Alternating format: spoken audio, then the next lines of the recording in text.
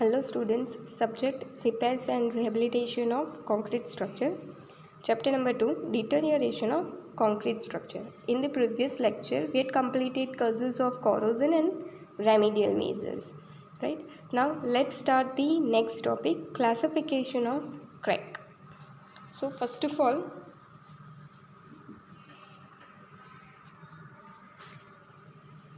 there are two types of crack, structural crack and non-structural crack. Right? Now what is structural crack? So if there are incorrect design, faulty construction, overloadings are there in structure, settlement of foundation due to low SBC or heavy load on column, right? Effect of temperature variation, swelling of soil below foundation, then structural crack will be generated. Structural crack कैसे आएगी, मतलब crack जो है वो main members में है हमारे structure के, like slab, beam, column, foundation, right. तो उसे हम स्ट्रक्चरल क्रैक बोलेंगे. तो वो कैसे आ सकती है? So there are causes for the structural cracks, like design proper नहीं हुई है तभी स्ट्रक्चरल क्रैक आएगी, right. Faulty construction, design proper है बट कंस्ट्रक्शन एक्चुअल में जो है वो इम्प्लीमेंट नहीं हुआ है एज़ पर ड्राइंग में जो डिज़ाइन और क्रॉस सेक्शन दिए गए हैं या ग्रेड लिखे गए हैं वो यूज़ नहीं हुआ है, फॉल्टी कंस्ट्रक्शन. देन ओवरलोडिंग मतलब एज अजम्पशंस जितना हुआ है उससे ज़्यादा लोडिंग आ जाता है, राइट. अगर विंड लोड ज़्यादा आ जाता है ड्यू टू सम साइक्लोन तब भी स्ट्रक्चरल क्रैक आ सकती है.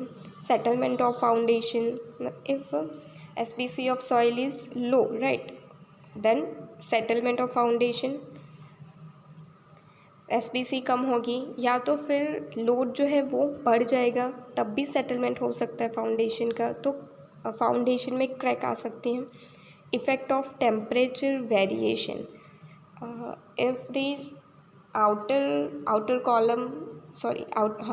column and beams are exposed to directly environment, right, exposed to environment, then it will induce temperature variation on beam, right. Beam जो है, एक्सटर्नल बीम जो है उसमें क्या होगा कि एक सरफेस जो है बीम की वो डायरेक्टली एक्सपोज टू सन होगी तो दूसरी सरफेस नहीं होगी. तो ऐसे क्या होगा कि बाहर की जो सरफेस है बीम की, राइट, उस पर टेम्परेचर ज़्यादा होगा तो coefficient of temperature, thermal coefficient, right, alpha, वो यहाँ पे ज़्यादा रहेगा, यहाँ पे कम रहेगा. सो वेरिएशन आएगा that means it will induce stress in beam, right, in concrete.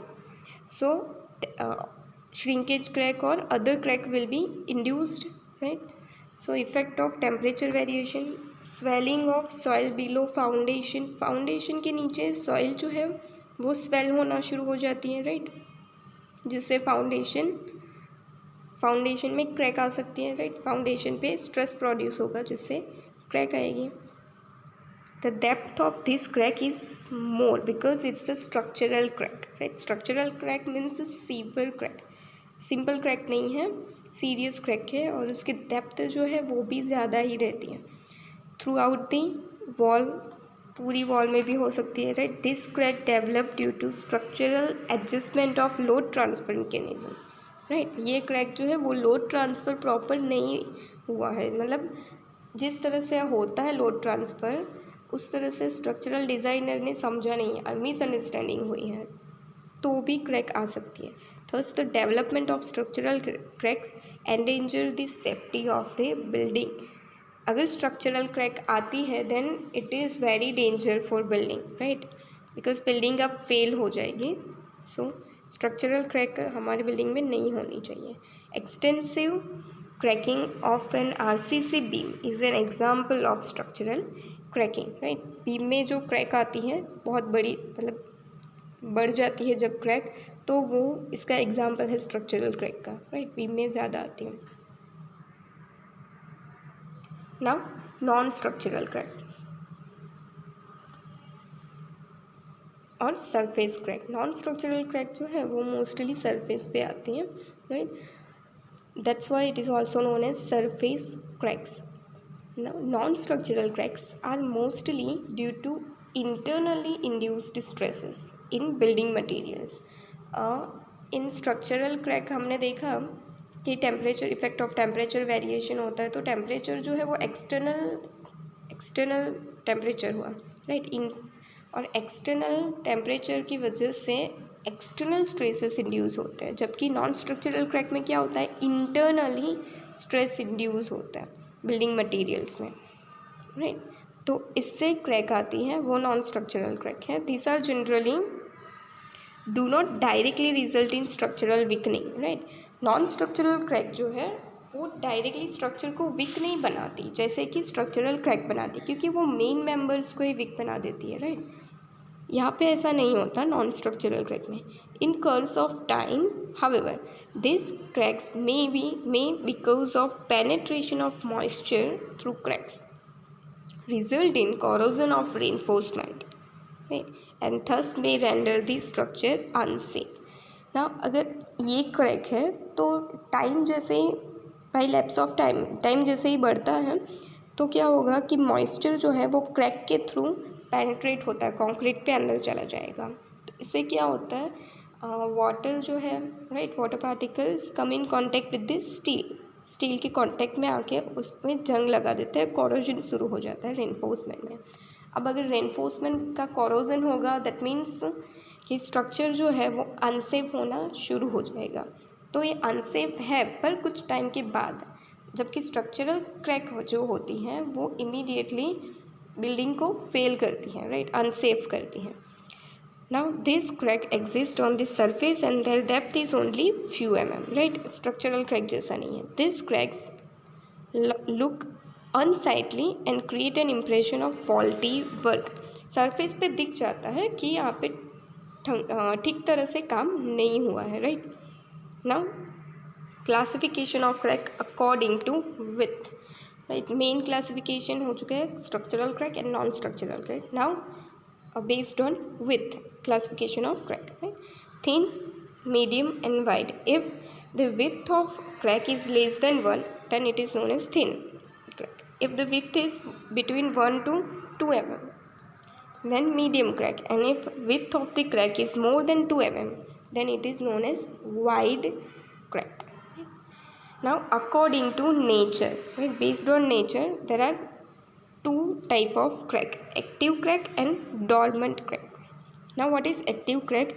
If crack is still in progress then it is called active crack. मतलब क्रैक जो है वो अभी भी बढ़ेगी, टाइम जैसे ही जाएगा वो अभी प्रोग्रेस में अभी बढ़ सकती है, उसकी डेप्थ भी बढ़ सकती है, then it is active crack. If the development of crack is not observed during a considerable period of time then it is known as dormant crack. मतलब क्रैक की जो डेवलपमेंट हो रही है वो ऑब्जर्व ही नहीं हो रही, कुछ टाइम तक क्रैक जो है वो दिखाई नहीं दे रही, राइट, क्योंकि इतनी बड़ी है ही नहीं, तब उसे डॉर्मिनेंट क्रैक बोलेंगे हम. Now causes of crack in masonry structure. First, overloading. Right, masonry structure में क्रैक कैसे आती है वो हम देखेंगे. ओवरलोडिंग, तो ओवरलोडिंग किस तरह से होगा, इफ़ हम इंस्टीट्यूशन है कोई तो हम बहुत सारी मशीन्स होती है, लैब होती है, उसमें मशीन्स होती है जो डायरेक्ट लोड, पॉइंट लोड जो है वो जनरेट करती है, राइट.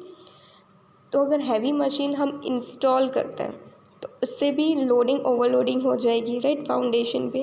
अगर हम फाउंडेशन के बिना ही, तो हम लैब में क्या करते हैं, पहले से ही फाउंडेशन रखते हैं, उसके ऊपर मशीन जो है वो रखते हैं. अगर हमने विदाउट फाउंडेशन मशीन जो है वो वहाँ पे रख दिया, राइट, सेट कर दी लैब में, तो उससे ओवरलोडिंग जनरेट होती है. और स्ट्रक्चर में अगर विंड प्रेशर, स्नो लोड वो बढ़ जाता है तब भी ओवरलोडिंग हो सकती है. Structure overloading of the structure में result from excessive wind pressure और snow load, right, and this are the external source of loading, right. Wind load और स्नो लोड जो है वो एक्सटर्नल सोर्स है लोडिंग के, राइट.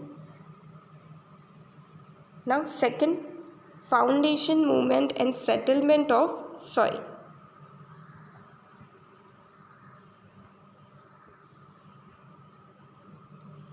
फाउंडेशन मूवमेंट कब होती है और settlement of soil, right. Settlement of soil कब होती है? व्हेन हम ब्लैक कॉटन सॉइल पे हमने फाउंडेशन रखा है तो सॉइल का सेटलमेंट होगा, तो फाउंडेशन मूवमेंट होनी ही है, राइट। इफ सॉइल का सेटलमेंट होना होगा तो फाउंडेशन मूवमेंट होगा, राइट।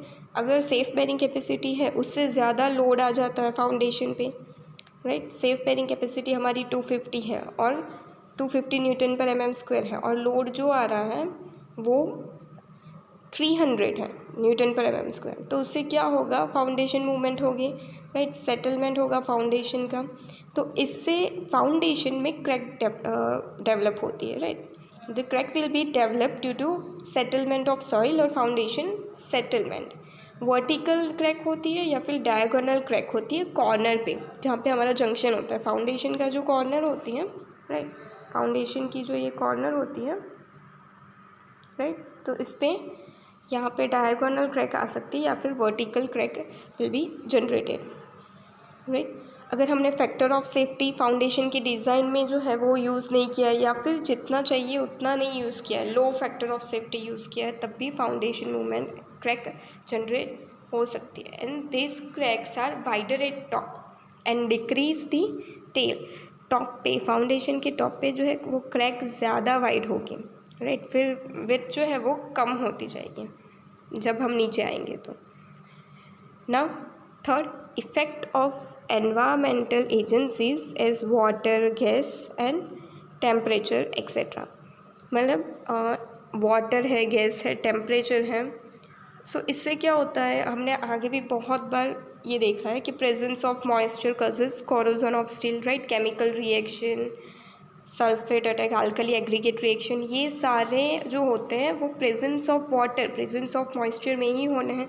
सो ये एजेंसीज है वाटर, इफ़ वो पेनेट्रेट होती है कंक्रीट में तो इससे क्रैक होनी है, मेशनरी में भी क्रैक होती है उससे ही, राइट। और गैसेस है लाइक कार्बन डाइऑक्साइड है, राइट, तो इससे भी क्या होता है? कार्बोनेशन होता है। कार्बोनेशन की पूरी प्रोसेस हमने देखी है। Carbonation will create shrinkage cracks, right. Shrinkage crack होती है कार्बन डाइऑक्साइड से। टेम्परेचर है तो टेम्परेचर वेरिएशन की वजह से क्या हो जाता है, हमारा कोफिशिएंट ऑफ थर्मल एक्सपांसन जो है वो चेंज हो जाता है दोनों साइड पे, राइट। जो वॉल है उसके ये वॉल है, ये एक्सटीरियर साइड है, ये इंटीरियर साइड है, तो ये exterior side directly expose to sun है, तो इसमें क्या टेम्परेचर बढ़ेगा तो इतने पोर्शन में टेम्परेचर कम होगा, तो ये वेरिएशन आ जाता है, डिफरेंस आ जाता है, टेम्परेचर वेरिएशन, तो इससे भी मेशनरी में क्रैक हो सकती है, राइट। कंसेप्ट जो है वो सेम ही है, जो आगे मैंने ऑलरेडी एक्सप्लेन कर दिया, right. Now growth of vegetation, fourth. अब क्या होता है कि हमारी ट्री जो है वो अगर बिल्डिंग के नज़दीक है, बिल्डिंग कंपाउंड, बिल्डिंग की वॉल के नज़दीक है कोई, तो उसके रूट्स जो है वो मॉइस्चर, बिल्डिंग एलिमेंट्स जो है, मतलब वॉल जो है उसमें से मॉइस्चर को एब्जॉर्ब कर लेगा, तो क्या होगा? डिहाइड्रेशन हो जाएगा, राइट। सॉइल भी डिहाइड्रेशन करती है, इससे प्रेशर आता है ब्रिक वर्क में, तो ब्रिक वर्क में जैसे ही प्रेशर आता है वो बीच में से टूट जाता है, स्प्लिट हो जाता है, crack will be generated, right. Crack जो है वो जनरेट होती है, इससे वॉल में क्रैक होती है। और एक्सपांसन जो है वो रूट का एक्सपांसन भी अंदर हो सकता है, बढ़ सकते हैं रूट जो है वो अंदर की तरफ। तो इसके रेमेडियल मेजर्स यही है कि tree should not be allowed to grow near the building walls, right. हमें ट्री जो है वो बिल्डिंग वॉल के नज़दीक नहीं ग्रो करनी, right. In case of new construction क्या होता है? Vegetation including trees should be removed and in case the soil is shrinkable or clay, the construction should not be started until soil has undergone expansion and stabilized at least for one rainy season। जो soil जो है वो अगर shrinkable है, clay है, तो क्या होगा कि वहाँ पे वेजिटेशन है वो होगा, या फिर पहले से वेजिटेशन है तो हम उसको रिमूव कर देंगे। कोई भी ट्री है तो कंस्ट्रक्शन शुरू करने से पहले हम उसको काट देंगे, राइट। और सॉइल जो है अगर वो क्ले है या फिर श्रिंकेबल है, मतलब जिसे श्रिंकेज हो सकता है, तो कंस्ट्रक्शन हम उस पर डायरेक्टली स्टार्ट नहीं करेंगे। पहले क्या करेंगे? सॉइल को स्टेबिलाइज करेंगे, उसके बाद हम कंस्ट्रक्शन स्टार्ट करेंगे, जिससे ग्रोथ ऑफ वेजिटेशन ना हो, राइट। नाउ